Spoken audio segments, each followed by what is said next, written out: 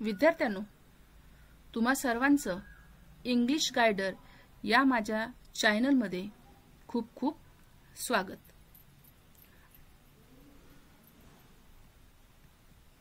आज आपण या व्हिडिओमध्ये इयत्ता 9वी इंग्लिश सेकंड टर्म साठी ज्या कविता ॲप्रिसिएशन साठी आहेत त्या कवितेचं ॲप्रिसिएशन आपण सविस्तरपणे पाहणार आहोत।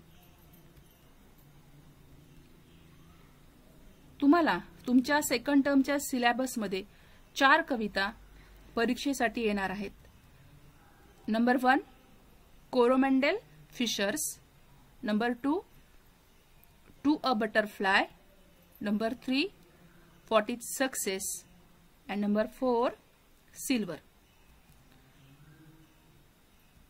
कोरोमंडल फिशर या कवितेचं ॲप्रिसिएशन आपण इथे सविस्तरपणे पाहूया।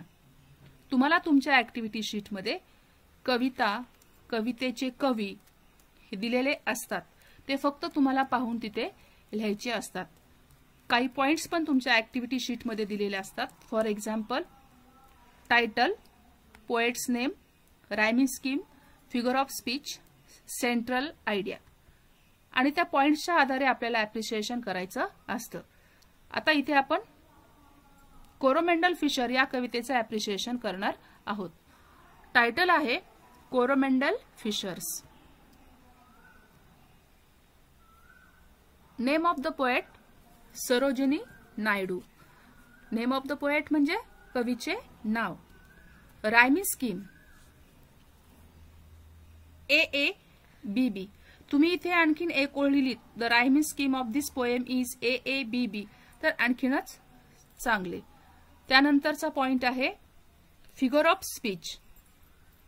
या कवितेमध्ये simile he figure of speech वापरलेली आहे, म्हणून मी इथे फिगर ऑफ स्पीच सिमिली लिहिले आणि त्याचं एक उदाहरण मी इथे दिले। For example the wind lies asleep in the arms of the down like a child that has cried all night. म्हणजे या ओळीमध्ये लाईक हा शब्द जो आलेला आहे त्यावरून तुम्हाला समजतं की हे उदाहरण सिमिलीचं आहे। या वाक्यामध्ये वाऱ्याची आणि मुलाची तुलना केलेली आहे। वारा रात्रभर गोंगावून पहाटेच्या आईच्या हातामध्ये शांत येऊन जसा झोपलेला आहे, त्याचप्रमाणे रात्रभर मूल रडून रडून आईच्या भाऊमध्ये येऊन शांत झोपलेलं आहे। वाऱ्याची आणि मुलाची इथे छोट्या मुलाची तुलना केलेली आहे। थीम किंवा central idea, the poem is about the fishermen's life of Coromandel coast. म्हणजे ही कविता कोरोमंडल किनाऱ्यावरील मच्छीमारांच्या जीवनाबद्दल आहे। The beauty of nature and bravery of fishermen are well depicted.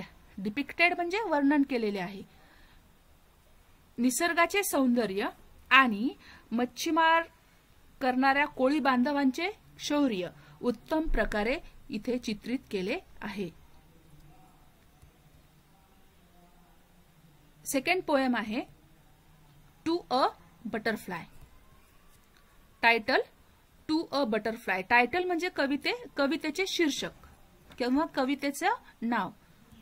Name of the poet William Wordsworth. Rhyme scheme, इथे stanza wise rhyming scheme दिलेली आहे, कारण राईम स्कीम जे वापरलेले रायमिंग वर्ड्स जे आहेत ते स्टॅन्झामध्ये वेगवेगळे आहेत आणि म्हणून स्टॅन्झा फर्स्टची राईम स्कीम आहे AABB CB CCB। Stanza second rhyming scheme आहे AABB CA CCA। तुम्ही सुद्धा विद्यार्थ्यांनो लक्षात ठेवा, जर दिलेल्या स्टॅन्झामध्ये रायमिंग वर्ड्स प्रत्येक कडव्यामध्ये वेगवेगळे असतील तर अशा वेळेस स्टॅन्झा वाईज तुम्हाला रायमिंग स्कीम लिहावी लागेल आणि प्रत्येक स्टॅन्झाचे रायमिंग वर्ड्स तीच स्कीम असेल तर तुम्ही होल पोएमची रायमिंग स्कीम लिहू शकता। Figure of speech inversion. Inversion म्हणजे वाक्यातील शब्दांची रचना रायमिंग वर्ड्स येण्यासाठी किंवा कवितेचा इफेक्ट आणखीन चांगला होण्यासाठी वापरलेले शब्द. इथे उदाहरण बघा. Much converse do I find in thee. या वाक्यामध्ये शब्दांची रचना बदललेली आहे. आपण जनरली सब्जेक्ट वर्ब ऑब्जेक्ट अशी वाक्याची रचना घेतो आणि म्हणून इथे करेक्ट ऑर्डर आहे I do find much converse in the. Theme central idea.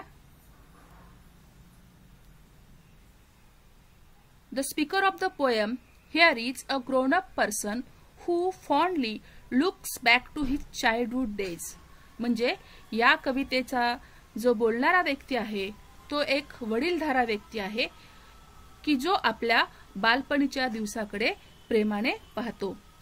The sight of butterfly reminds him of the pleasant childhood days he spent together with his sister chasing butterfly in the countryside. म्हणजे फुलपाखराच्या दिसल्यामुळे त्याला आठवण होते कशाची? The pleasant childhood days, बालपणीचे सुखद असे दिवस की जे त्याने त्याच्या बहिणीसोबत फुलपाखराच्या मागे मागे पाठलाग करताना खेड्यामध्ये घालवलेले आहेत. तिसरी कविता आहे what is success. Title what is success. Name of the poet Ralph Waldo Emerson. Rhyming scheme. The poem is an example of free verse. बघा या कवितेमध्ये रायमिंग वर्ड्सच नाहीत, रायमिंग वर्ड्स वापरलेच नाहीत. म्हणून ज्या कवितेमध्ये रायमिंग वर्ड्स नाहीत त्या कवितेमध्ये आपण लिहायचं की the poem is an example of free verse. तुम्ही डायरेक्ट फ्री वर्स लिहिलात तरी चालणार आहे. Next figure of speech. Interrogation. Interrogation म्हणजे प्रश्न, प्रश्नार्थक.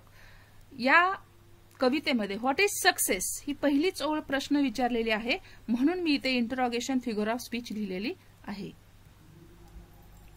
Theme central idea.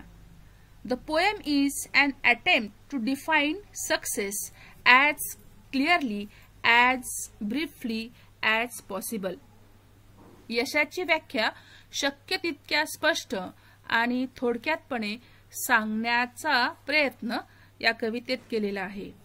The poet tells us about the qualities we require to achieve success. म्हणजे यश मिळवण्यासाठी आपल्याला आवश्यक असलेले गुण कवी इथे सांगतो.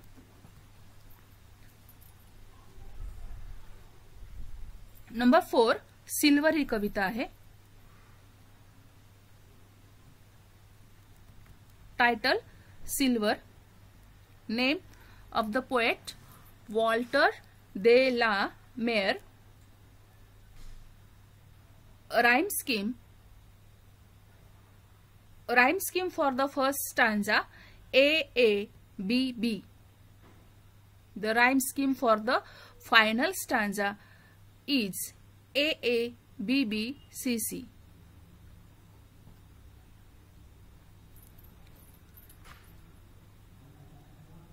या कवितेमध्ये पहिल्या दोन कडव्याची रायमिंग स्कीम सारखी आहे A-A-B-B आणि शेवटचं जे कडवं आहे त्याची रायमिंग स्कीम A-A-B-B-C-C आहे. Figure of speech alliteration. Example slowly silently now the moon. या वाक्यामध्ये यल परत परत रिपीट झालेला आहे लेटर आणि म्हणून इथे एलिट्रेशन फिगर ऑफ स्पीच आहे.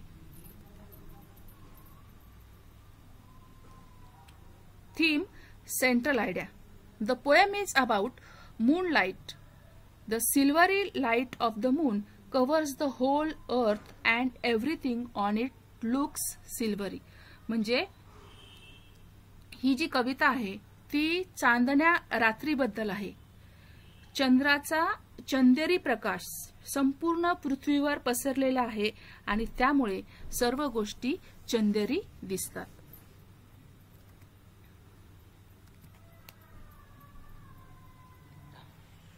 विद्यार्थ्यांनो, तुम्हाला जर माझी व्हिडिओ आवडली असेल तर लाईक करा, सबस्क्राइब करा आणि कॉमेंट जरूर करा.